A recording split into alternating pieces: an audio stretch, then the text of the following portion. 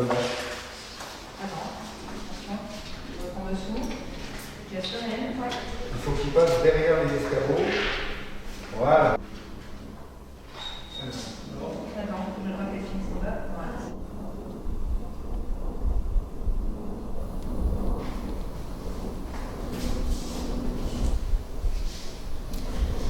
Bonjour et bienvenue à l'inauguration virtuelle de l'exposition Le Voyage de Didier Petit que nous accueillons au Centre d'art Fernand-Léger de Port-de-Bouc.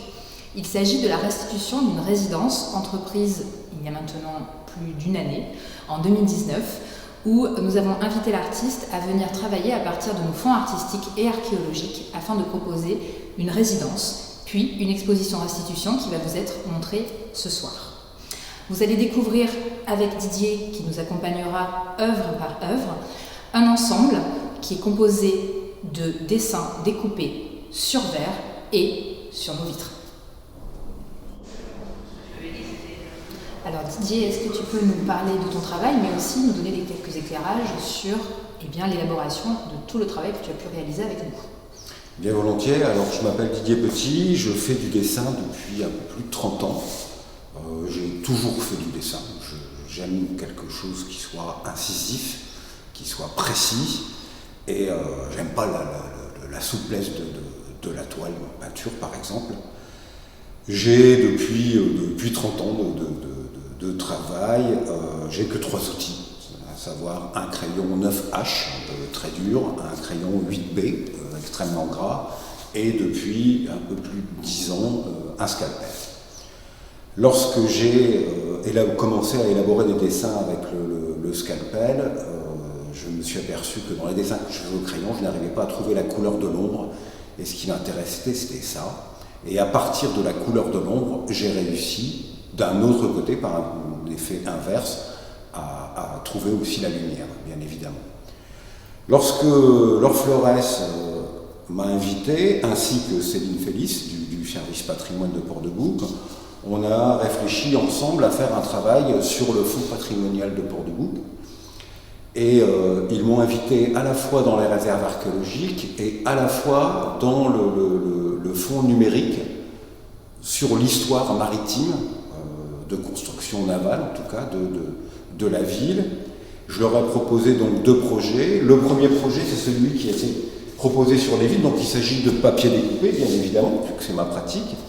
Et il s'agissait de travailler sur un bateau, parce que le lieu, de manière environnementale, s'y prête. Nous avons juste en face du bâtiment la mer, avec des tankers qui attendent de rentrer dans le port de Fos-sur-Mer. Et donc j'ai trouvé, dans le fonds numérique et patrimonial, j'ai trouvé une image de bateau que j'ai agrandie à l'échelle du bâtiment. Donc il s'agit de papier découpé. Au départ, il y a cette idée d'un fond bleu qui sera bleu nuit et qui, une fois la nuit tombée, va s'éclairer de l'intérieur.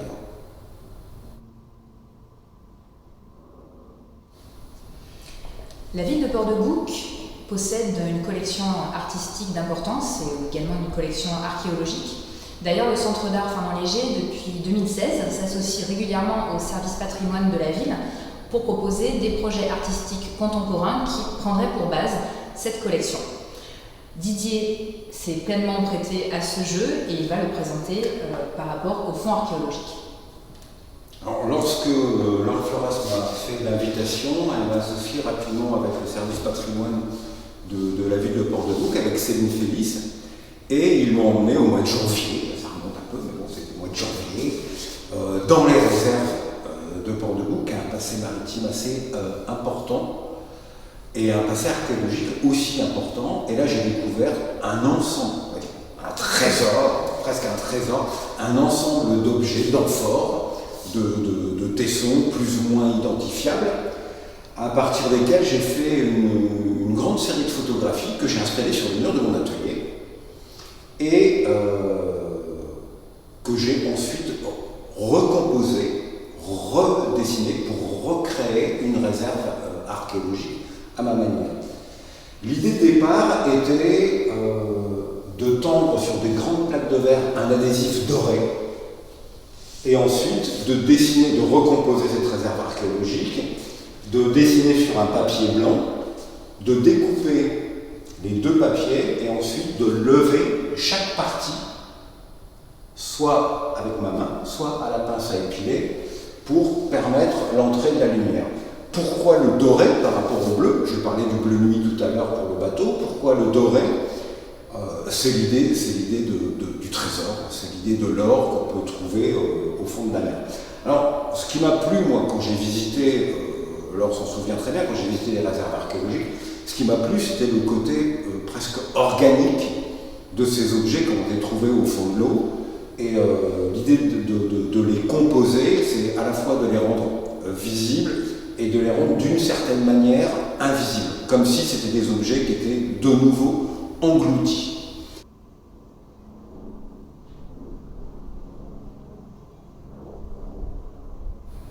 Ensuite, à partir de tous ces objets, donc j'ai conçu, on va dire, une forme de ponctuation de dessins qui vont se continuer de l'un à l'autre. Les différentes tailles de verre vont permettre aussi une forme d'agrandissement entre chaque dessin. Le jeu de la lumière va se faire juste par des petits taquets de bois qui sont posés sur le sol et qui vont permettre par transparence de voir sur le mur les ombres des objets qui ont été représentés.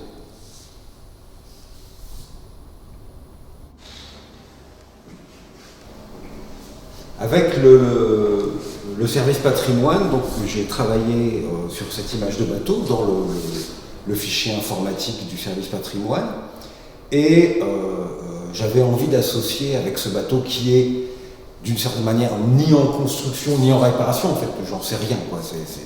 Voilà, j'avais envie d'associer aussi tout le passé chantier naval de la ville de Port-de-Bouc. On va dire que c'était, je pense qu'à l'époque, enfin, je l'imagine, c'était proche de Saint-Nazaire, quoi. C'était quelque chose qui était comme ça. Et j'ai trouvé une image tout à fait intéressante, qui était une grue qu'on m'a raconté qu'elle avait été démontée il n'y a pas très longtemps et qui a en effet servi à beaucoup édifier ou réparer de bateaux. Lors de la résidence, moi j'étais ici, donc voilà, et il y avait des gens qui rentraient, qui sortaient, tout ça, et il y a un vieux monsieur qui est venu et qui m'a dit l'avoir connu, cette grue. Je ne sais même plus s'il avait travaillé dans le chantier naval, en tout cas il l'avait connue, et il m'a dit qu'elle s'appelait Titan. Moi j'avais dans l'idée aussi de travailler par rapport au bateau, j'avais aussi l'idée de parler de tout ce passé de construction, etc. Lorsque je fais un dessin sur les vitres comme celui-ci, en papier découpé, il s'agit aussi bien évidemment d'un travail d'édification. Et l'idée de la grue était aussi, autant le bateau peut paraître comme un bateau fantôme, autant la grue était un véritable travail de construction ou d'édification.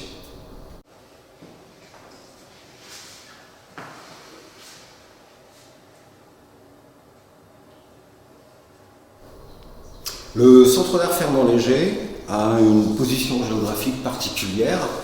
Comme je l'ai expliqué tout à l'heure, il donne littéralement sur la mer. Il y a à longueur de journée, en tout cas quand j'étais pendant la résidence, pendant le mois que j'ai passé en résidence, à longueur de journée, il y a des tankers qui attendent de rentrer à Fos-sur-Mer. La deuxième salle de l'exposition est constituée d'un ensemble de vitres sur lesquelles je ne suis pas intervenu, sauf celle-ci qui donne vraiment sur la mer, où j'ai voulu occulter complètement la vue sur mer pour pouvoir garder une présence et une cohérence des dessins qui étaient installés sur les autres vitres.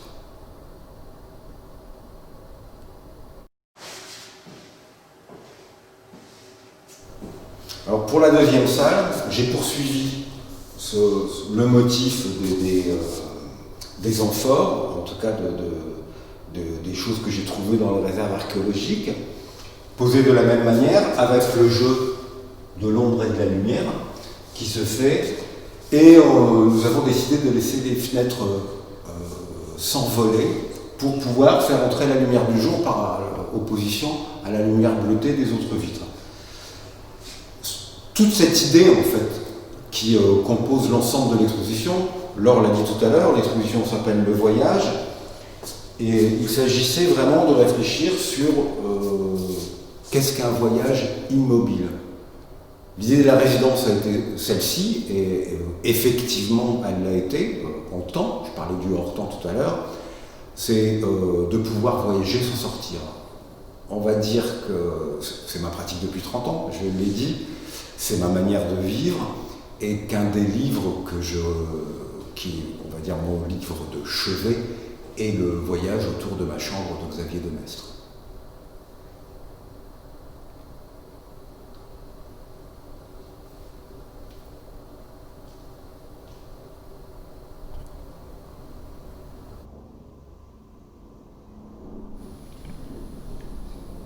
J'ai beaucoup parlé de cette histoire de lumière et d'ombre, du travail de l'ombre que je cherchais à trouver.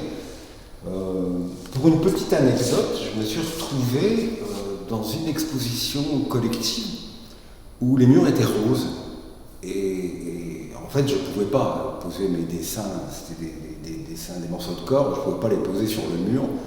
Et c'est à partir de là que j'ai commencé à travailler sur la fenêtre. Et à partir de là, j'ai commencé à travailler sur la lumière. Et j'ai compris très vite que l'enjeu de la lumière pouvait se faire à l'intérieur, avec la projection lumineuse du soleil, et pouvait s'inverser la nuit avec la projection lumineuse intérieure du lieu vers l'extérieur. Pour l'exposition de Port-de-Bouc, il s'agissait vraiment de travailler sur cette idée entre intérieur et extérieur. Donc on a travaillé avec Laure Flores, on a travaillé sur tout un système d'éclairage. Il y a un système de minuteur qui permettra, lorsque la nuit tombe, va pouvoir enclencher la lumière pour que l'exposition soit visible de nuit. À partir de ce moment-là, on est en hiver, donc à partir de ce moment-là, le dessin va se développer tout doucement, apparaître tout doucement et révéler toute sa structure photographique.